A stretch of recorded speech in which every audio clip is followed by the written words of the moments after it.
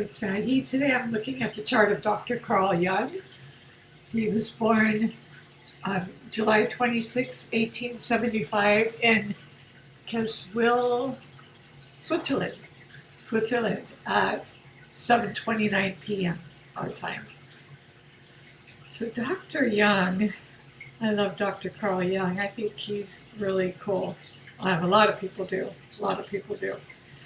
So he has Saturn on the ascendant. He has Aquarius ascendant. So he's so much more open-minded than Sigmund Freud. But I love that he has his ascendant is 3 degrees Aquarius, and he also has the ruler, Saturn in Aquarius, first house. So his sun is Leo. He's very fiery, yes. The sun in Leo and Uranus, planet of revolutionary change, and unique, and liberation, freedom-loving. It's also the co-ruler of Aquarius. So he is extremely liberated, open-minded, and his 7th house is Leo, working with patience. So using, and you get to his moon, I'm sorry. His moon is in Taurus. His moon is in Taurus, and he has Pluto in Taurus as well, in the 3rd house of Gemini, of communication. So he used his moon and made money as a doctor, probing the depths of the patient's unconscious. His geometry of his chart is just beautiful. If I can bring it up again. I lost it. Anyway, sorry about that. Let me just bring it up. Okay. Yeah, his geometry is really beautiful. I'm holding this cricket. So his Leo,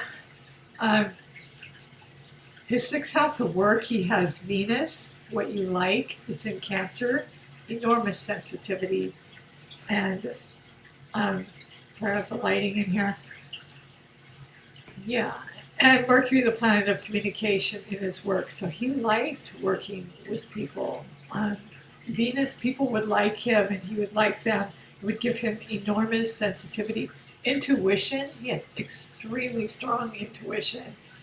And Mercury, he would be able to communicate about it. And so Uranus is in trine to Mars. He has Mars in Sagittarius, so that's higher learning, publishing. He's traveling. He had people traveling from all over the world to be treated by him, and to see him. So Mars gave him ambition, drive. It's in his 10th house, so he's published. That's how he made his mark. International acclaim, publishing his body of work. Saturn gave him structure, endurance, and Saturn is opposed to Uranus in Leo. So they're the opposition, because they're both fixed. Saturn in Aquarius is fixed, and his ascendant is fixed Aquarius, and they're opposed to fixed Leo. Uranus fixed Leo, and the Sun fixed Leo as well. And so I was just laughing because I could just see him and Freud going head to head.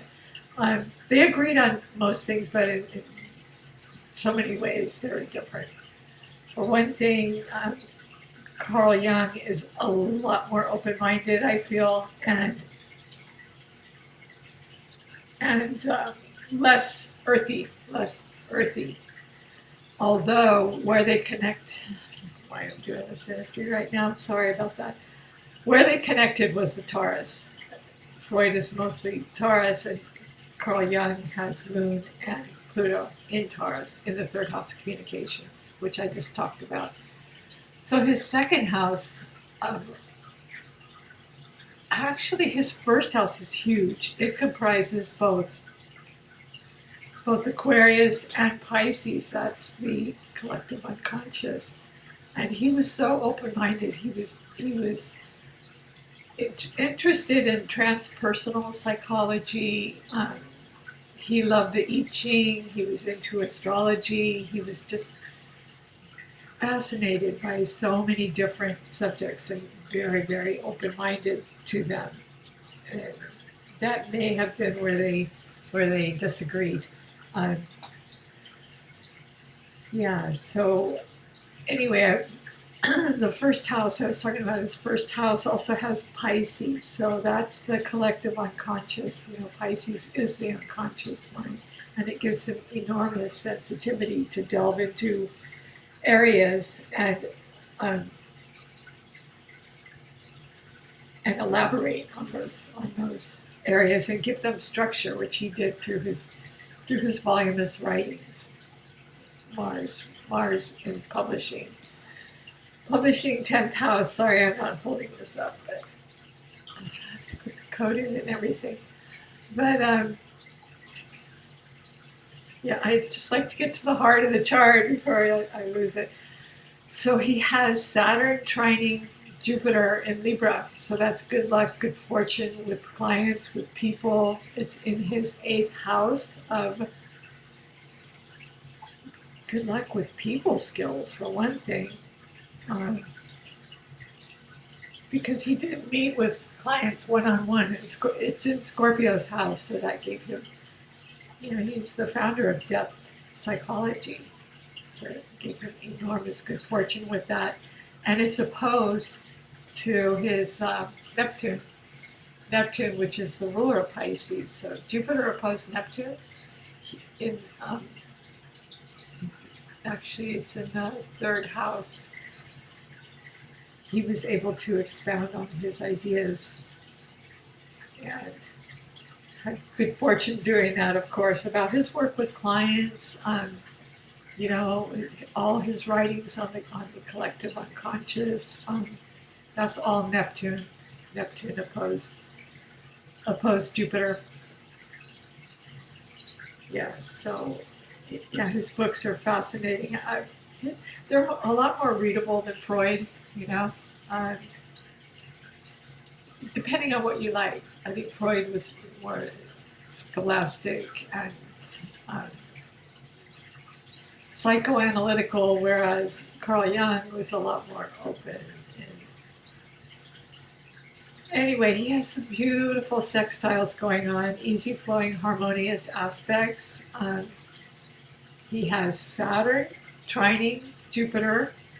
Saturn trining Jupiter, they're in the same element. Saturn, 1st house Aquarius, that's air sign, very mental, quick ideas. And Jupiter in Libra, again, in his 8th house, so that gave him his depth perception with people, with clients, digging deep for the truth. And so a lot of his ideas just came to him, through he interpreted dreams. So that's Jupiter opposed Neptune. Yes, he had some wonderful books on interpreting dreams, and I can't remember all the books he wrote, but transpersonal psychology. But I love that he loved the I Ching. Very, very open-minded.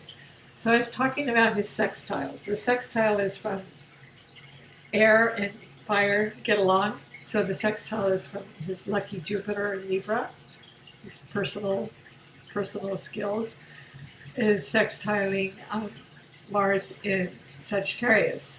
So that's his publishing, his writing. He had very good fortune with that. And a lot of his planets are below the IC, in the IC.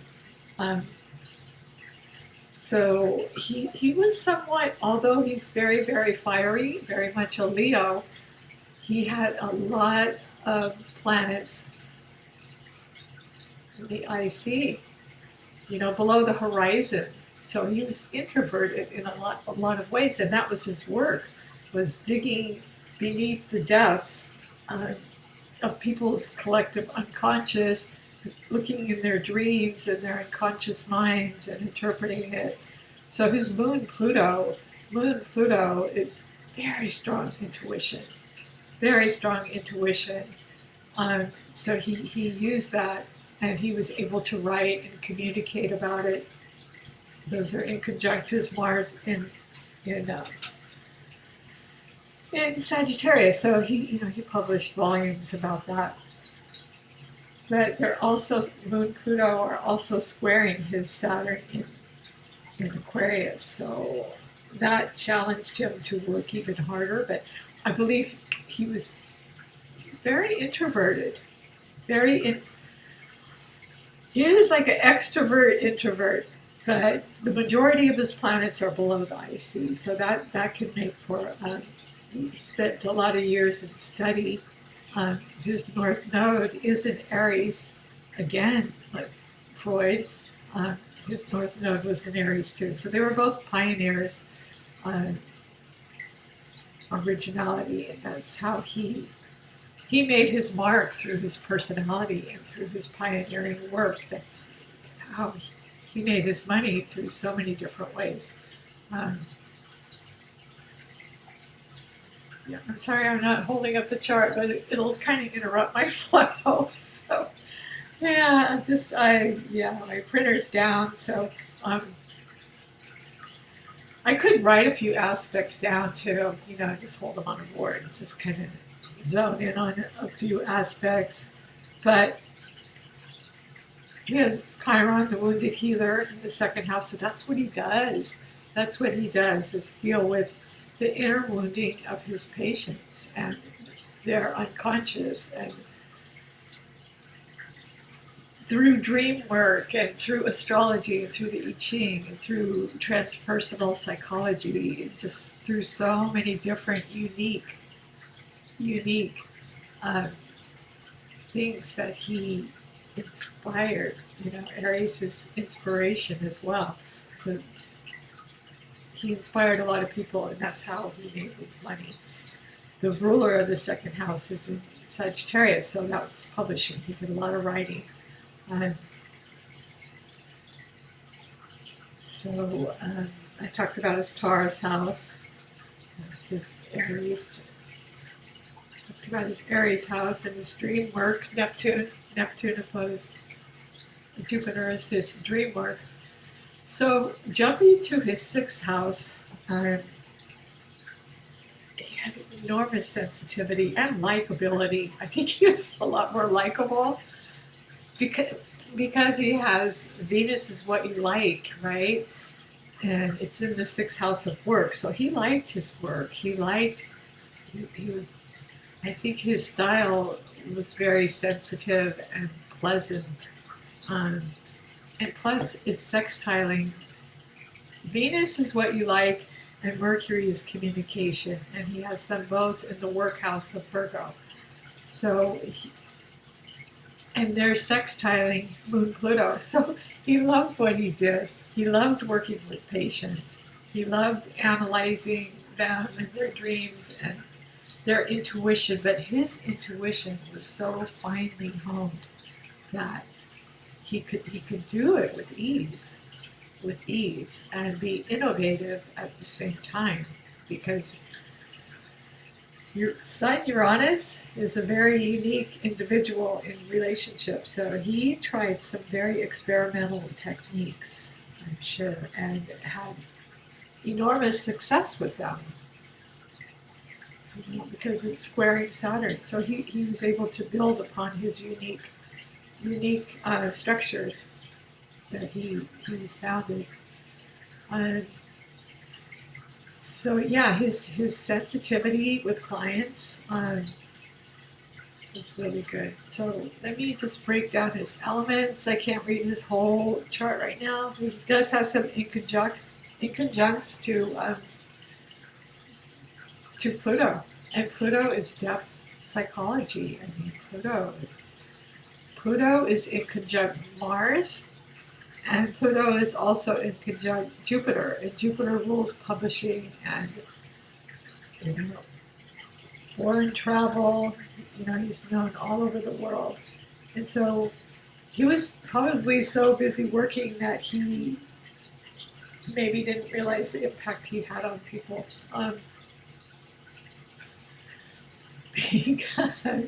Because he was the father of psychoanalysis, psychology, um, along with Freud. The inconjunct is a part of your personality. His work was integrating personality, so synthesizing, and, you know, um, yeah. So that's his wounded healer. He had that in the second house in Aries, along with his North Node and his dream work, Neptune. Um, where was I going with? I was talking about his inconjuncts. So that's like a fragmented, not fragmented, but a part of your personality that others can see and you can't see, which is what he does. That's totally what he does. So yeah, he has Neptune. I'm sorry about that. That's not the one. He has Pluto in conjunct Mars. So he wrote about with depth about his relationships with clients. So he probably didn't realize at the time, in his deep transpersonal communication, um, the magnitude of what his writing and interpretive skills were about. But it became clear to others and to him later.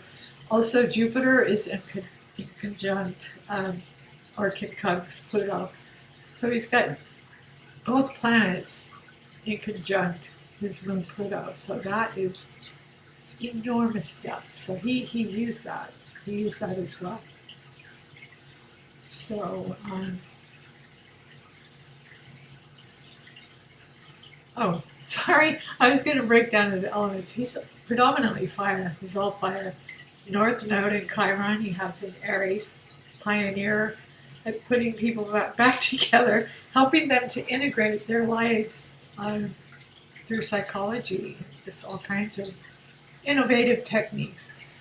Sun, Uranus in Leo, in the seventh house of partnerships, transpersonal relationships, innovative relationships in fixed Leo. So he became very, very famous for his innovative techniques, unusual, liberating. He liberated people, he just liberated people from their minds, their conflicts, and their. He also has Mars and the ascendant. Mars and the midheaven in Sagittarius in the 11th house.